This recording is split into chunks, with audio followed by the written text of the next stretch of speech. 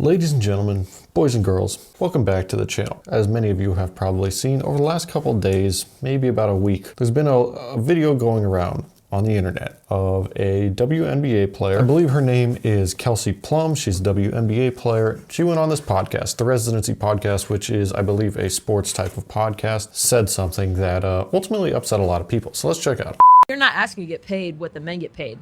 We're asking to get paid the same percentage of revenue shared. Okay. Do you know what I'm saying? Got it. So that's a huge misconception. That's a huge misconception. Got it. Okay, Yeah, because every video is like, oh, this person gets paid this person gets paid that, right? So I want to be really clear about that. Like, I don't think I should get paid the same as LeBron. Right. But the percentage of revenue, like, for example, they sell my jersey in Mandalay Bay, I don't get a dime. You don't get any money from jersey sales? That's crazy. In the NBA, they have percentages of revenue shared for the players, right? Right. So jersey sales, obviously their TV contracts. You see these every year, these contracts get bigger and bigger and bigger, right? Yeah. Massive. But that's because their CBA, it negotiates where if the owners are making certain types of money, they get that as well. Got it. In the WNBA, that's not the case. So, as you can see, she was asking for more pay, but not necessarily more pay, all right? She straight up said she doesn't want to get paid the same as LeBron, but they want more pay. Now, the issue a lot of people are having with this video is that there is no profit to be paid from in the WNBA.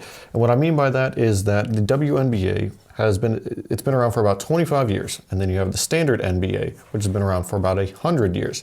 Now, these two companies are interlinked. The WNBA and the NBA are two separate companies, but they work hand in hand very, very closely. And they're owned by the same entities. The issue is that for any given season, the NBA's revenue is nearly $8 billion. Now, that's obviously a lot of money. That's how players and owners are able to get paid as much as they do. Players are making big bucks, upwards of $50-60 million a year. On the other hand, the WNBA's revenue for an average year is 60 million. So technically it's 7.92 billion versus 60 million. If you add those numbers up, you will see that the NBA is generating roughly about 132 times as much revenue per year as the WNBA. And that's part of the reason for the huge pay gap between NBA players and WNBA players. But the thing is, that number that I just mentioned, 60 million for the entire WNBA league, right? $60 million.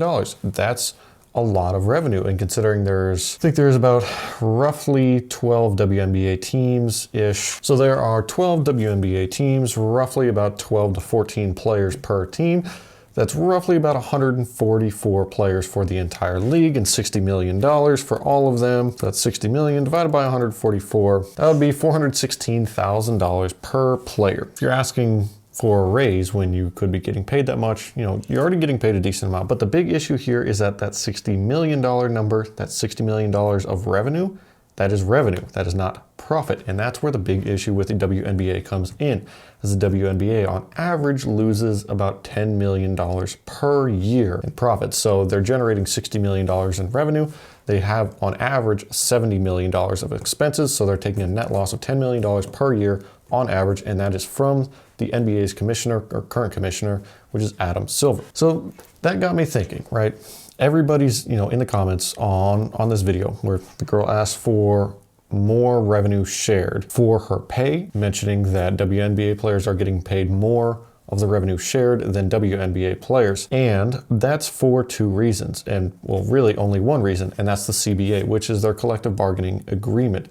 So this is set up to happen once every couple of years. I think it's like every 5 years or every 10 years, where basically everything is negotiated. So you're talking about like a base player pay, player benefits, maximum salaries, team staff salaries, stuff like that. So all of that is in there.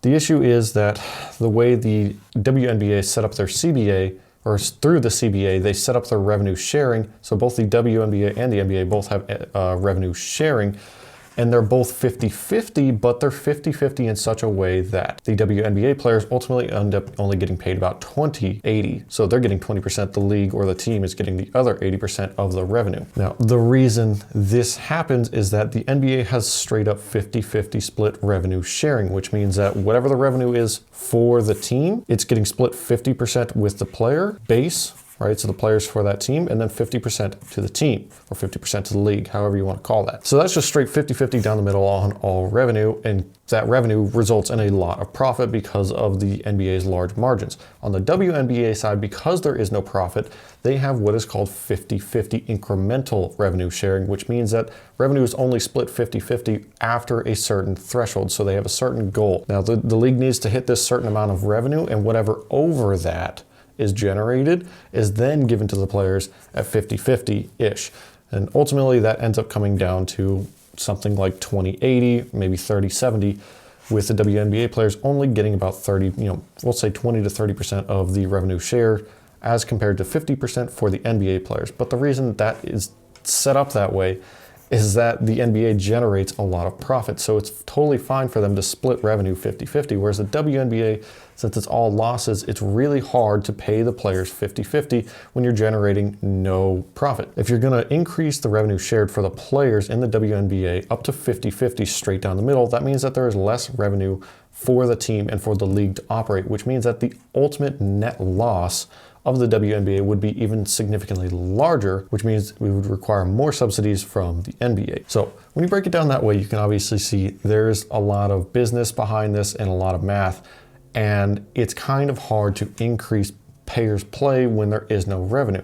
Now, you should consider the fact, everyone should consider the fact that the WNBA is only like 20 or 25 years old, whereas the actual NBA is roughly about 100 years old. So that's a difference of 75 years of marketing, of name recognition, of playoffs, of highlights, of TV agreements. There's a lot that goes in that 75 years, so it makes sense that the WNBA is much smaller. In fact, even with that 75-year gap, I still would have a hard time imagining that the WNBA would ever offer as entertaining of a product as the NBA. And that's simply due to the biological differences between men and women, and the simple fact that on average, guys are going to be able to jump higher, they're going to be taller, they're going to be more aggressive with the ball. And you might think, well, that's just a bad thing to say, right? That's misogynistic. But the truth is in the pudding, as there's only been like 20 or 30 dunks in the entire WNBA history. So the league's been around for 25 years, and there's been like 20 or 30 dunks total ever. So I think that's a fair thing to attribute to the fact that the WNBA simply just isn't offering as entertaining of a product as the NBA. And ultimately, right, it's all a business. So in order for you to get paid more of the revenue shared, you need to have a more entertaining product, which means, more dunks, more threes, more star players, more crazy playoff runs, all that kind of stuff that we're just simply not seeing that we do see in the NBA. I will say, yes, there's obviously a ton of talent in the NBA currently, and the players are getting paid a lot because they are delivering an incredibly entertaining product, and that ultimately means more ticket sales, more jersey sales, more big TV contracts, all that kind of stuff. So the league is able to generate a huge amount of money, but ultimately those players are kind of being overpaid. Like, that is a lot of revenue for somebody to simply just be an athlete on TV. Now, take that how you will, but if you're getting paid $50 million to be an athlete on TV, that's a lot of money. That is a huge chunk of money for simply just being an athlete and only simply providing entertainment, nothing of true value, nothing to really move society forwards, that type of thing. Then the argument is, if the players got paid more, they could take better care of their bodies, right? So they could have, a private home chef for a better diet, or more personal trainers, or more time in the gym, or access to better trainers, or whatever. And ultimately them being paid more would lead to a more entertaining product and ultimately more revenue, so that basically a big triangle. But the thing is, it just simply doesn't work that way in business. And even if you were getting paid more, right? Even if the WNBA girls were getting paid significantly more than they currently are, how much more entertaining would that product ultimately become? So yeah, we'll triple their pay in the WNBA so that they can have access to, better foods, better nutrition, better trainers, so on. Will that ultimately make for a more entertaining product? Truthfully, I don't know. So to summarize that, Kelsey Plum was more or less asking to get paid more by increasing the amount of revenue shared for WNBA players as compared to NBA players.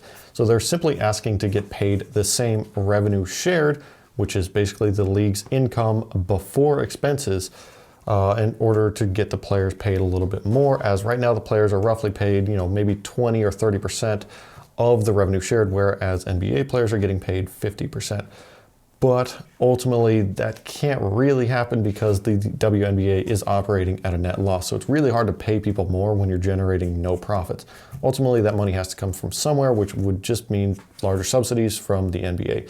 So, ultimately, there's no profit to share out. And that's the thing that a lot of people are saying is, listen, you want to get paid more, there's no profit to share out. We're operating at a massive loss here, $10 million per year. It's really hard to pay out any more money. A little bit more info on this from justwomensports.com that sheds a little bit of light on the other side of the argument here, and that's the NBA's CBA splits revenue evenly between players and owners. Under the WNBA CBA, players benefit from revenue sharing, but they get a 50-50 split of incremental revenue, not total revenue, per her hoop stats.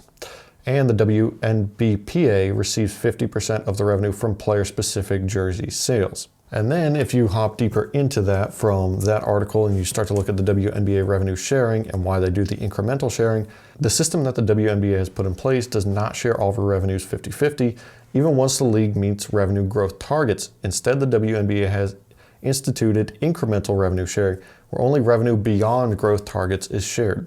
The short answer is that league revenue, which does not include sales of teams or capital raises, needs to hit certain targets for revenue sharing to kick in. Where it gets more complicated is that these annual targets are all added together to set the cumulative revenue target. This is used for calculations of how much revenue is actually shared. For revenue sharing to happen, the cumulative target, which is first calculated in the 2021 season, but also includes the 2020 figures, needs to be met. This means that in 2024, the cumulative revenue from 2020 to 2024 needs to exceed the cumulative revenue targets from 2020 to 2024. And you might be thinking, all right, well, that's not too bad of a deal. As long as those targets are met, you're getting paid out. But then when you go into where the shared revenue goes, it starts to make sense why they're asking for more money. As half of the revenue shared will go to the players, while the league retains the other 50%. So as we mentioned, it's 50-50 over that incremental value. So it's 50-50 as long as they're past the target. But of the player share, half, so 25% of total shared revenue, goes directly to player compensation. So only 25% of revenue over certain targets is actually making it to the players, as compared to 50-50 on all revenue for the NBA. So when you put it that way, yeah, it starts to make sense. You want to get paid more because you're really not being paid anything. Their WNBA CBA is nothing like the NBA CBA, but ultimately that's because there's no profit to actually be paid out on. So you're being paid an increased amount of revenue. Your salary is being paid as an increased amount of revenue, but there's ultimately no profit on that revenue. So it's kind of hard to justify.